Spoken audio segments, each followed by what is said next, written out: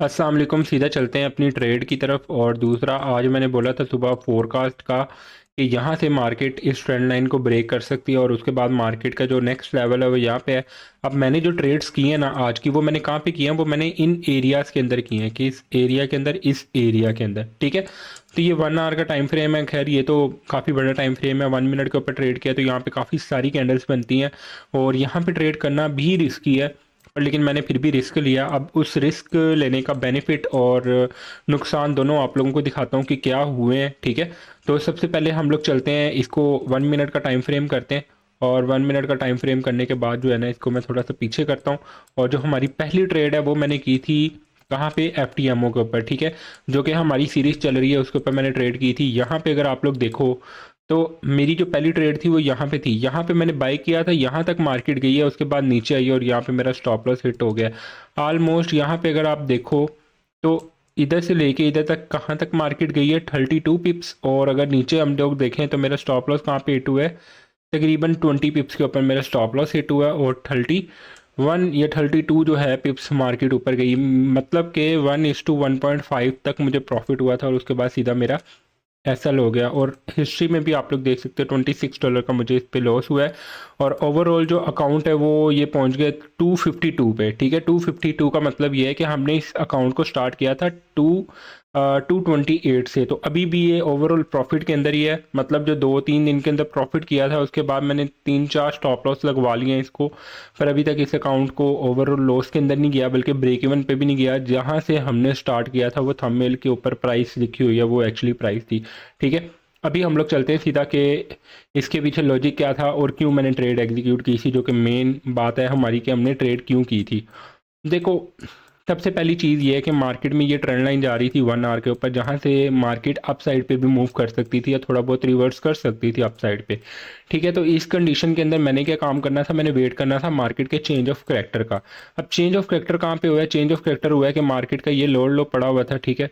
ये lower high था, फिर ये लोअर लो बना है, ठीक है। इसका मैं कलर थोड़ा सा चेंज कर देता हूँ ताकि ना क्लियर नजर आए। यहाँ पे लोअर लो बनाया मार्केट ने, ये एक लोअर हाई बनाया मार्केट ने। यहाँ पे क्या किया, चेंज ऑफ फैक्टर किया। चेंज ऑफ फैक्टर के बाद आपका ये हायर हाई बन गया। हायर हाई के बाद मार्केट नीचे आती है और थोड़ा सा ऊपर जाती है।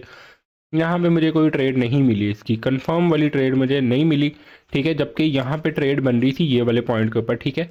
यहाँ पे मेरी ट्रेड बनती थी, जो कि मैं अपनी 1 मिनट की स्ट्रेटजी के ऊपर चीज़ें सिखाता हूँ उसके अकॉर्डिंगली यहाँ पे ट्रेड मेरी बन रही थी, पर लेकिन ये वाली ट्रेड मैंने नहीं ली।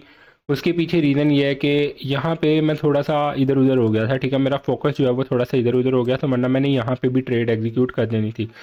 खैर ये तो गुजर गया। उसके बाद दोबारा मार्केट नीचे आती है, नीचे आने के बाद दोबारा यहाँ पे एक ट्रेड बनती है। ये भी मेरी 1 मिनट के टाइम फ्रेम की स्ट्रेटजी है, जो कि मैं अपने स्टूडेंट्स को सिखाता हूँ। उसके अकॉर्डिंग मैंने यहाँ पे भी ट्रेड की है।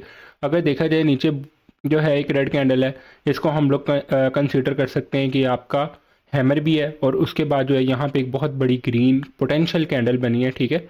और इसके बाद मैंने यहाँ पे ट्रेड किया जब ये कैंडल, रेड कैंडल यहाँ तक आई है। यहाँ पे मैंने ट्रेड कर ली थी और सोचा था यहाँ तक तो मार्केट आराम से आ जाएगी, ठीक है। और लग भी रहा है ना, देख के ऐसे आइडिया हो रहा है कि जितना पोटेंशियल नीचे से नजर आया है मार्केट यहाँ तक आ जाएगी। अब यहाँ पे मैंने पार्शली बुक करना था, पर लेकिन मेरे से हो नहीं सका क्योंकि मैं वेट कर रहा था कि जो प्रॉफिट है वो 30+ जाए तो फिर मैं पार्शली बुक करूँ। पर लेकिन ये कि वो आई थिंक सो 26 या 27 तक रहा है, 30 तक गया ही नहीं। उसके बाद एक ही कैंडल नीचे गई है और उसके बाद आप देख सकते हो सीधा स्टॉप लॉस हुआ है। और यहाँ पे मैंने छोड़ दिया एफ टी एम ओ। मैंने कहा चलो आज का स्टॉप लॉस हिट हो गया है, बस कहानी ख़त्म। नेक्स्ट ट्रेड देखेंगे कहाँ पे करनी है। अब नेक्स्ट ट्रेड मैं आप लोगों को दिखाता हूँ क्या हुआ है। नेक्स्ट ट्रेड यहाँ पे हम लोग आ जाते हैं, जो कि मेरा रियल अकाउंट है एच एफ एम का, ठीक है।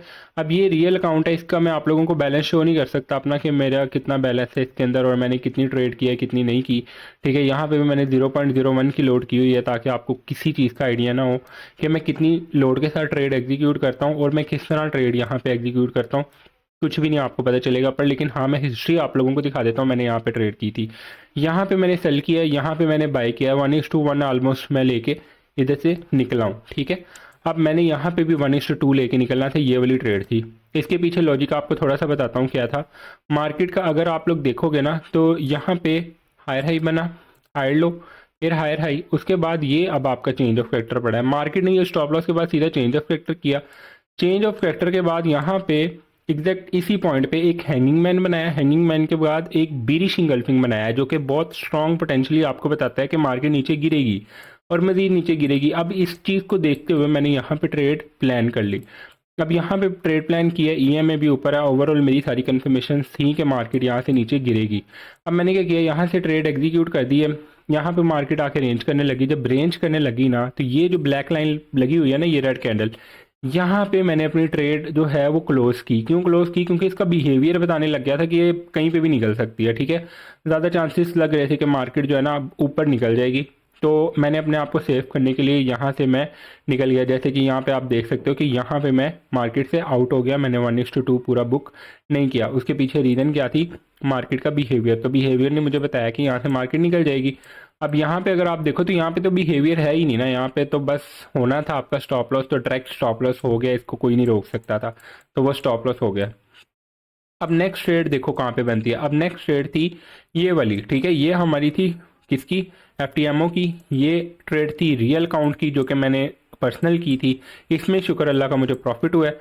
उसके बाद यहाँ से मार्केट जब ऊपर गई है ना, अब ओवरऑल अगर आप देखोगे ना तो ये मेरे अकॉर्डिंगली लोअर लो पड़ा हुआ है। ठीक है, और आपका जो लोअर हाई है ना, ये चेंज ऑफ फैक्टर वाला जो पॉइंट है वो आपका ये वाला पड़ा हुआ है। अब ठीक है, ये वाला आपका चेंज ऑफ फैक्टर का पॉइंट पड़ा हुआ है और मार्केट यहाँ पे आके रेंज करने लगी। इस रेंज के अंदर यहाँ पे ये आपको एक पॉइंट दिखाई दिया होगा। अब यहाँ पे मुझे पूरा था कि ये रेंज का एरिया अब कहीं ना कहीं निकलेगी, या तो ऊपर निकलेगी या तो नीचे निकलेगी। बट नीचे वाली साइड पे यहाँ पे आप देखोगे ना तो यहाँ पे कोई विक नहीं लगी हुई। ऊपर वाली साइड पे देखो तो ज़्यादा विक्स लगी हुई हैं डाउन वाली साइड पे। और यहाँ पे भी आप देखो तो यहाँ पे एक ऐसी कैंडल बनी है जिसकी ऊपर से नीचे को रिजेक्शन है, उसके बाद एक रेड कैंडल है जिसकी ऊपर से रिजेक्शन है और नीचे से स्ट्रॉन्ग पोटेंशियली क्लोज हुई है। अब यहाँ पे ईएमए को भी इसने क्रॉस ओवर दिया, तो ये भी मेरी 1 मिनट के टाइम फ्रेम की एक स्ट्रेटजी है जो कि मैं अपने स्टूडेंट्स को सिखाता हूँ कि आपने किस तरह इसको देखना है और क्या चीज़ें देखने हैं। पीछे से पॉइंट ऑफ इंटरेस्ट भी देखना होता है, वो भी ये उसके अंदर ही थी, सेलिंग जोन के अंदर अंदर ही थी। तो यहाँ से मार्केट ने जैसे ही ये वाली कैंडल को क्लोजिंग दी है तो मैंने यहाँ पे ये ट्रेड की थी। अब देखो सीन क्या क्रिएट हुआ है, मेरा दिल था कि मैं इसके ऊपर ट्रेड करूं, किसके ऊपर? एफटीएमओ के ऊपर ट्रेड करूं। ठीक है, और मेरा दिल ये भी था कि मैं रियल काउंट के ऊपर ट्रेड करूं, पर लेकिन ये वाला जो स्टॉप लॉस हुआ उसके बाद ये जो मार्केट ने कंडीशन दिखाई है, यहाँ पे मेरे अंदर फियर बैठ गया कि मार्केट का जो बिहेवियर है आज अच्छा नहीं है, मज़े का नहीं है, तो मैं ट्रेड नहीं करता। अब यहाँ पे मैंने खाली टूल लगा दिया और टूल लगा के बैठ गया। 40 पिप्स का जो है ये एसएल बन रहा था और मैं खाली टूल लगा के बैठ गया। और उसके बाद देखते ही देखो तो मार्केट डायरेक्ट नीचे गई है और सिर्फ 2 ही नहीं बल्कि 1:3 तक भी गई है ये। ठीक है, तो यहाँ पे कंडीशन ऐसी होती है कि आपके साथ अक्सर ऐसा होता है कि आप थोड़ा सा नर्वस हो जाते हो या आप थोड़ा पैनिक कर जाते हो कि मैं रियल काउंट पे ट्रेड करूं या ना करूं, या चलो फंडेड अकाउंट है आपके पास उस पर ट्रेड करूं या ना करूं। तो आपने यहाँ पे कंट्रोल करना होता है। अब देखो जो इन दो ट्रेड्स के अंदर हुआ है ना, 1-1 गई स्टॉप लॉस, फिर 1-1 गई फिर स्टॉप लॉस, ये मेरी 100% सेटअप थे। ठीक है, मेरा अपना 100% बिलीव होता है अकॉर्डिंग टू मार्केट ट्रेंड। ठीक है, कि मार्केट ट्रेंड किस साइड में मैं उसको फॉलो करूं। अब कल जो मैंने ट्रेड की थी वो विदाउट मार्केट ट्रेंड थी, उसको फॉलो किए बगैर ट्रेड की थी, स्टॉप लॉस हुआ था। अब ये जो ट्रेड है ये 1-1 अगर बुक कर लेता चुप करके तो मुझे प्रॉफिट आ जाना था, पर लेकिन मैंने बुक नहीं किया, मैंने 1:2 तक का वेट किया तो स्टॉप लॉस हो गया। बट कोई बात नहीं, देखो 1:2 जो है ना वो ज़्यादा बेहतर है बनिस्बत 1:1 के। तो हम लोग इंशाल्लाह इसको आगे फिर कवर कर लेंगे, इसमें मसले की बात नहीं। अगर 3-4 स्टॉप लॉस हो गए हैं ना अभी तक तो आगे प्रॉफिट नज़र आ रहे हैं कि आगे प्रॉफिट होंगे। ऐसा होता है कि अक्सर 3-4 प्रॉफिट होते हैं, टेक प्रॉफिट होते हैं, उसके बाद 4-5 स्टॉप लॉस होते हैं, फिर उसके बाद 4-5 टीपी होते हैं। ऐसी कंडीशन चलती रहती है, इसकी टेंशन की बात नहीं है। अब ये वाली जो ट्रेड बनी है ना, इसके अंदर फियर था, इसके अलावा कुछ भी नहीं था।